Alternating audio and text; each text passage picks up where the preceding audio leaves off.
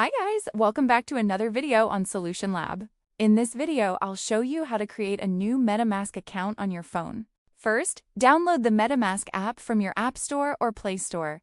Once installed, open the app. This is where you'll start creating your new wallet safely. When you open MetaMask, you'll see two options. Create a new wallet. I have an existing wallet. Tap on Create a new wallet to begin setting up your account. Next, you'll see login options. Continue with Google. Continue with Apple. Use secret recovery phrase. Choose whichever method you prefer. For example, you can continue with Apple ID, sign in, follow the steps, and your MetaMask wallet will begin loading. After signing in, MetaMask will create your new wallet. Once it's done, your wallet is ready to use. You can now start storing, sending, or receiving crypto securely. And that's it. You now know how to create a new MetaMask account safely and quickly. If this video helped you, make sure to subscribe and leave a comment if you're ready to start using MetaMask.